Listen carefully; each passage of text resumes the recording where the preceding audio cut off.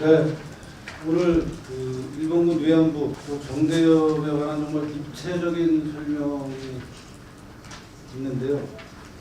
저는 10분을 우선 이영훈 교수님 글의 내용을 제가 이해하는 바에 따라서 압축해서 정리하고, 사실은 저는 이영훈 교수님이 그동안 써오신 글을 쭉 팔로우업을 해왔기 때문에 특별히 그 자체에 대한 어떤 시비를 걸 수 있는 입장이 없습니다. 다만 그 글을 제가 강의에서 활용하다가 제가 겪은 에피소드, 그리고 이제 마지막으로 마침 어제 저녁에 제가 이 발표문을 준비하면서 그걸 어떻게 쓸까 고민하고 있는데, 고등학교 2학년 학생이라고 스스로를 소개하는 친구가 저한테 이메일을 보냈어요. 보낸 이메일을 읽어보니까 제가 우려하는, 이 자리에 계신 분들이 우려하는 내용이 그대로 담겨 있어서 그걸 좀 같이 보면서 말씀을 드리자고요. 먼저 이영훈 교수님 발표문은 제가 정리한 바인데요. 그러니까 우선 이제 37년 중일전쟁의 시작부터 45년 태평양 전쟁이 끝날 때까지 식민지 한국에서 운영된 일본군 위안부 제도가 그 이전의 역사 혹은 그 이후의 역사에 존재해온 한국 역사의 또 다른 위안부 제도들과 얼마나 각고 다른가를 역사적으로 검토한 글입니다. 근데 결론은 조선시대의 기생제나 1916년부터 일본이 식민지 한국에서 시행한 공창제, 또 1945년 해방 이후에 존재해온 미국군 위안부 제도 등과 비교해서 일본군 위안부제가 본질적으로 다를 것이 없다. 이 역사적으로 존재해온 다양한 시점의 다양한 그 위안부 제도는 본질적으로 동일하다. 공창제도 하에 내춘이다라는 설명이고요. 거기서부터 이 교수님이 이제 한 걸음 더 나가서 이런 공창제는 모두 이제 공창, 맞은 공공의 창녀촌이라는 얘기겠죠.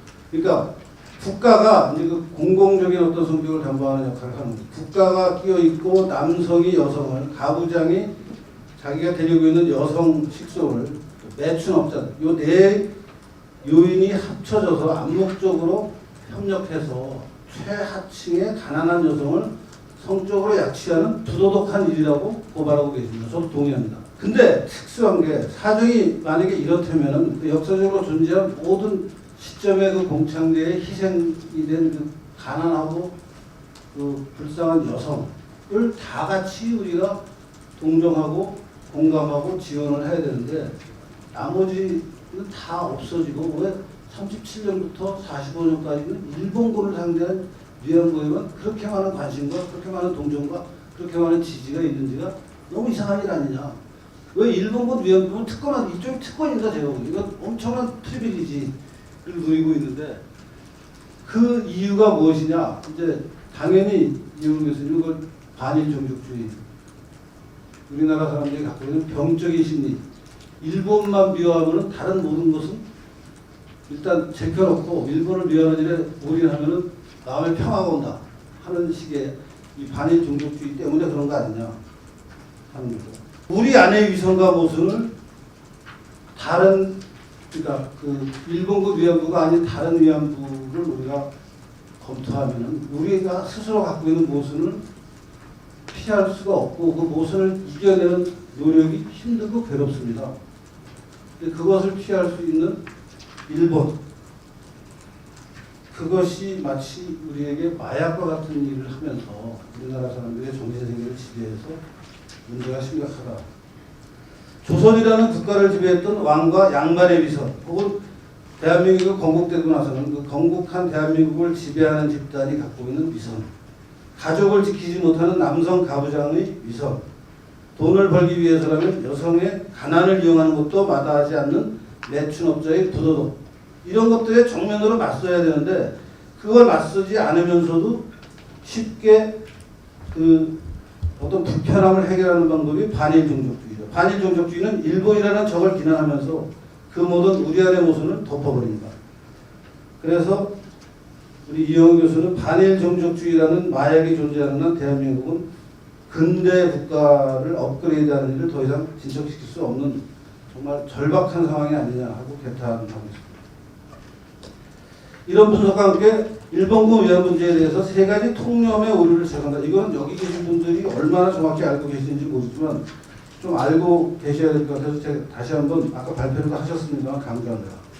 우선 위안부가 얼마나 되느냐 도대체 숫자. 그게 뭐 아까 어떤 영화에서 뭐 43만이라는 얘기가 나오는데 여성가족부 홈페이지가 지금도 20만이라고 얘기하고 있어요. 근데 이용훈 교수만큼 역사적 자료를 많이 보고 그로부터 여러 가지 자료를 입체적으로 교차시킨 결과 약 3,000명에서 4,000명 정도가 아니겠느냐, 3,600명. 그 정도 숫자인 것인데 이게 너무 뻥튀기되어 있다라는 말씀이시고요. 그 다음에 두 번째는 공권력이 강제연행, 납치했다. 이것도 전부 신화다. 그리고 이 통념이 확산되는 데는 두 가지 요인이 작용했다.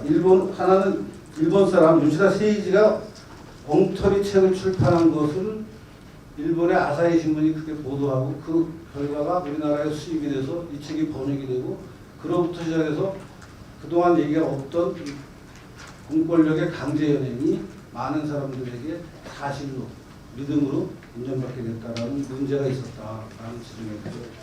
또 하나는 또 여러분 앞에서도 얘기가 나왔습니다만 정신대라는 일제시대에 시행됐던 우리나라 여성들을 군수공장에 동원해서 남성들이 전선으로 빠져서 빈 공장을 돌려야 전쟁을 수행할 수 있습니다. 그 군수공장에 가서 일하는 여성들이 필요했는데 그것을 동원한 이름이 정신대였는데 많은 사람들이 정신대와 이 위안부를 혼동하고 심지어는 지금 정의개혁대라고 불리는 정대협도 이름을 잘못 쓰고 사실 이 문제를 밝히는 것도 이용훈 교수님이 앞 선행연구를 통해서 독보적으로 이걸 밝히셨죠. 그래서 이 혼동이 이제 위안부 숫자를 뻥튀기 하는데 일조하게 됐다.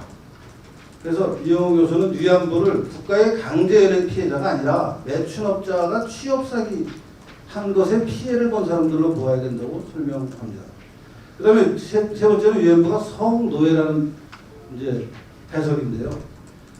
노예라는 말을 쓰면은 노동력을 사고 파는 정말 네이버 마켓에서 자기가 가진 노동의 능력을 사고 파는 이런 관계가 성립하는 게 아니라 경제 외적인 강제, 즉 폭력이나 국가의 권력이 강압하는, 그래서 저항할 수 없는 상태에서 생활을 하는 게 노예라는 표현을 하는데, 성노예다 그러면 이제 그런 강압에 의해서 성적 서비스를 제공하는 사람들이 성노예인데 이게 사실이 아니라는 거예요. 전차금, 요새 말로 마이킹을 이제 부모가 대신 받거나 양아버지가 대신 받고 어린 딸을 팔면은 판 사람 때문에 본인은 빚을 지고 이제 이 빚을 갚기까지 일을 해서 그 빚을 갚으면 자유의 몸이 돼서 전쟁 시기에도 조국으로 돌아온 여자들이 수두룩했다. 그런 위안부들이 수두룩했는데 이걸 어떻게 성노예라고 볼 수 있냐 하는 것인데요.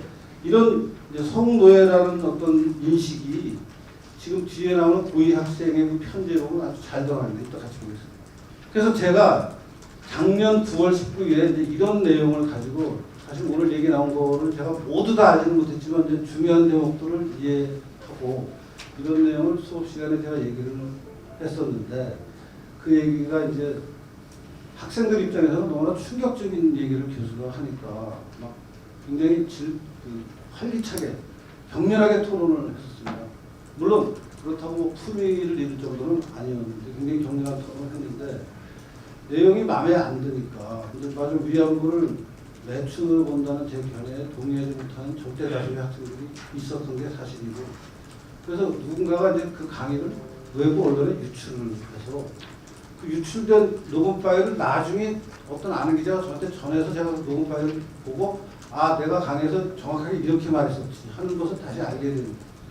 보통 사람이 1시간, 2시간, 3시간 강의를 하면은 대충 어떤 요지의 발언을 내가 했다는 건 알지만 일일이 단어 하나를 기억할 수는 없거든요. 근데 이제 녹음 파일이 돌고 돌아서 저한테까지 왔고 또 더 재밌는 것은 그 녹음 파일을 들은 정의개혁위원회가 그거를 공증하는 녹취록을 만들었어요. 그래서 녹취록을 근거로 저를 고소고발을 했습니다. 민형사. 그래서 그 민형사 사건 때문에 정의연대가 만든 그 녹음 파일의 녹취록이 법원을 통해서 제 손에 들어왔어요. 그러니까 그걸 이제 녹취록도 보고 녹음 파일도 들어보니까 아 내가 그날 정확하게 이런저런 발언을 했구나를 정확히 알 수 있게 됐어요.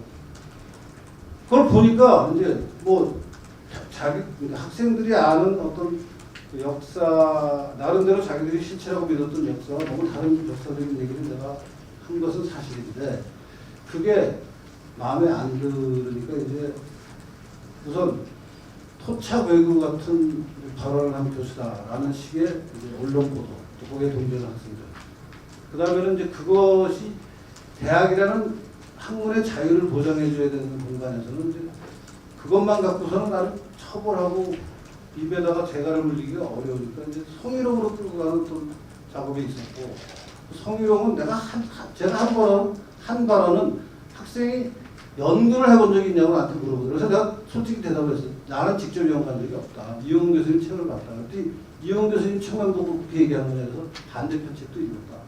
그러고 나서 이제 질문이 계속 들어오길래 내가 그렇게 그 말을 못 믿겠으면 여러분이 한번 직접 조사 연구를 해봐라. 라는 얘기 취지로 궁금하면 한번 해볼래요라고 했는데 그 해볼래요가 이제 매춘을 해볼래요로 들렸다는 거예요. 뭐 그게 들린 걸 제가 어떻게 합니까? 제가 한 발언은 궁금하면 해보라 했는데 매춘을 해보라고 들었다고 해서 성희롱으로 몰고 가더니 이게 이제 제가 얘기했던 이론적인 역사적인 해석에 불만스러운 사람들은 이제 그걸 핑계로 교수를 징계하는 게 가장 편리합니다. 그걸 계속 몰고 가서 학교도 거기에 동참을 하더니 최종적으로 5월 초에 정직 1개월 징계 처분이 되었습니다. 그래서 지금 아직까지는 정직 기간이 아닙니다. 곧 6월 달부터 한 달 동안 정직 기간인데 아무튼 학교의 그런 처분에 대해서 저는 불복을 하고 법원에 학교의 징계 처분이 잘못됐다라는 민사소송을 제기하는 사태. 결론은 또 법원에서 나겠죠. 하여튼 그런 일을 겪었고요. 마지막으로 제가 어저께 밤에 받은 고등학생이 저한테 보낸 메일에 첨부된 글을 좀 보겠습니다. 안문단은 뭐 자기를 소개하는 고2에 재학 중인 이름을 밝혔던데 제가 이름을 이 자리에서 밝히기 위해서 그냥 이렇게 처리를 했고요.